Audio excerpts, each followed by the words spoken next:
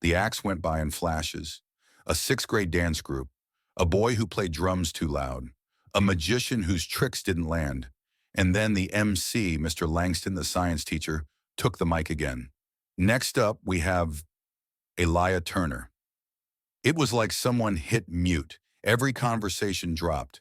Every head turned. She walked out from behind the curtain, slowly, carefully. Her hoodie had been traded for a white blouse and jeans. Still faded, but clean. Her braids were pulled into a bun. She wore no makeup. She didn't need it. She stood at the center of the stage under the spotlight and took a breath. Someone in the back coughed. Another snorted. Bryce leaned back in his seat, arms crossed, smirking. Alaya adjusted the microphone. She closed her eyes and she began.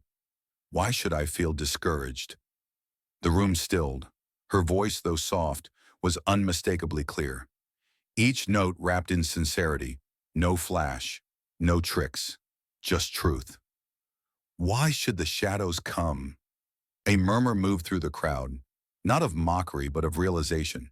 She could sing, numbers she could feel. Every line from "His eye is on the sparrow" was a quiet storm. By the second verse, even the teachers in the back leaned forward. By the chorus, the custodian had stopped sweeping, tears in his eyes. And Bryce, the smirk was gone. He was staring, mouth slightly open. Ava, who had once called Alaya dollar store Cinderella, dropped her phone in her lap and simply watched. Because what they heard wasn't just a girl singing, it was a girl surviving, a girl rising. And when she reached the final note, clear, full, trembling, it felt like the gym itself had taken a breath. Then, silence. No one moved. No one clapped at first. It was too holy for that. And then, like dominoes falling, the applause began. One student stood, then another, then the teachers, then the entire gymnasium. A standing ovation for the poor black girl they thought was a joke. She stood there for only a second, eyes wide, lips parted in disbelief. Then she turned and walked off stage, the way she came, quietly, strong, free.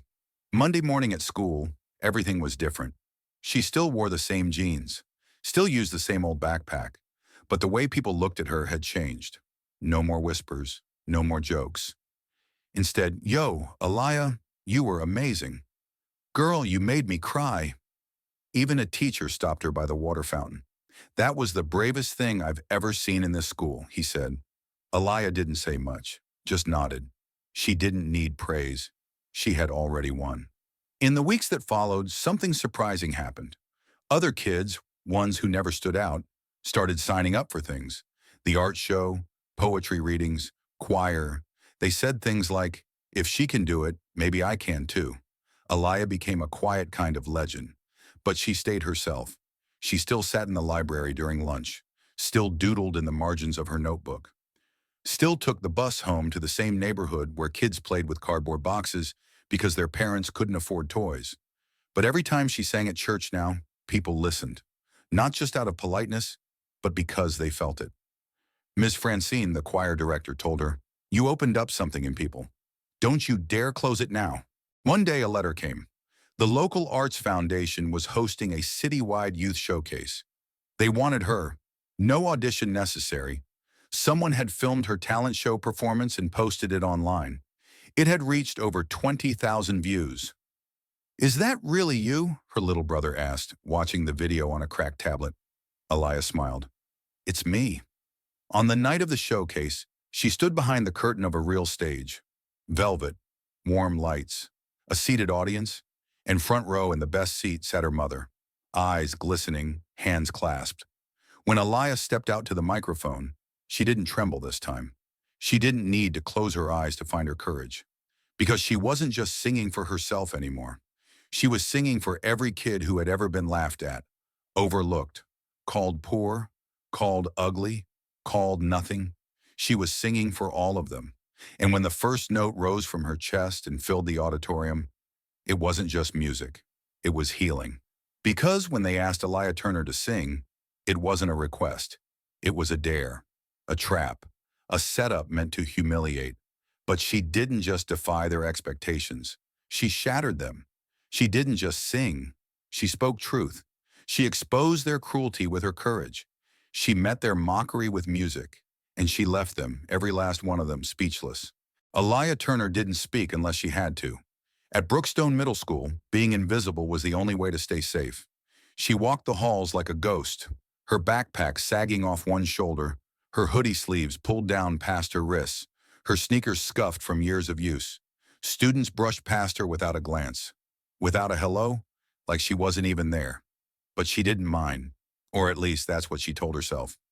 Most of her classmates didn't know where she lived. They didn't know her mother worked two jobs just to pay rent on a one-bedroom apartment above a closed laundromat. They didn't know her little brother Micah slept on the couch and that Alaya used old cereal boxes to make dividers for her books because she couldn't afford folders. They didn't know because they didn't care until the day they decided to laugh at her. It started in the cafeteria. The air buzzed with the usual teenage chatter, sports gossip, TikTok trends, and excited rumors about the upcoming spring talent showcase. That's when it happened. Bryce Delaney, the school's golden boy, son of a local news anchor and self-declared king of the 8th grade, pointed across the lunchroom. "Yo, Alaya!" he shouted loud enough to quiet a few tables. She turned slowly, hesitant. "You signing up for the talent show?" he asked, grinning with that smug smile he wore like a badge of entitlement. Laughter rippled. Malik, his sidekick, leaned in. "Yeah, girl, bet you sing like those church ladies with the big hats." "Let's hear it now," someone else added. A few students banged their trays in mock rhythm. A group of girls turned and giggled, whispering just loud enough. Alaya froze. The tray in her hands trembled slightly. Her fingers tightened around the edge until her knuckles whitened. Her lips pressed into a hard line. But she didn't say a word. She walked to the back table, her usual spot near the vending machines. Alone. Inside, something broke, but not the way they expected. Not in a runaway and cry kind of way. Something quieter, fiercer. That night, her mother noticed it. "You're real quiet," Kenya said, glancing over as she flipped tortillas on the stove. Alaya sat at the kitchen table, drawing small circles on the back of her notebook. Her eyes were distant. "They made fun of me today," she said softly. "They think I'm nothing." Her mother turned down the flame and sat beside her. "They only think that because they don't see you, baby. You gotta let them." Alaya hesitated. "What if they laugh again?"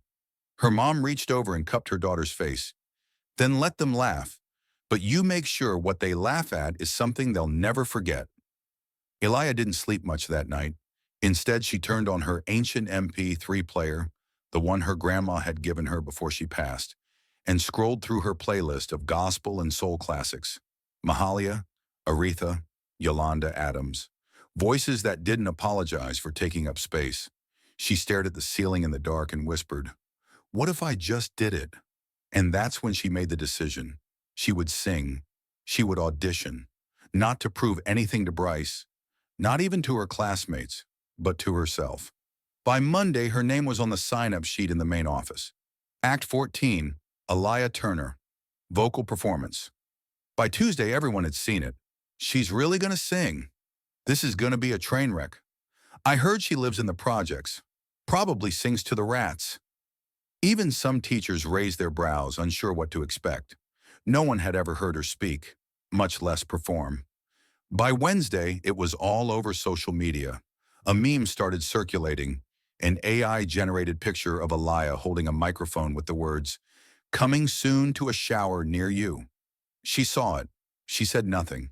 But that night, in the little corner of her shared bedroom, she stood in front of a mirror and practiced, over and over. Her voice wasn't powerful like Beyoncé. It didn't have the agility of Mariah, but it was real. It came from deep inside her chest, where her fears lived, where her memories of being passed over and overlooked slept, curled and wounded. And when she sang, she didn't feel invisible. She felt known. Friday came fast. The gymnasium was packed. Students filled the bleachers. Teachers hovered near the exits. Even a few parents had shown up, smartphones ready.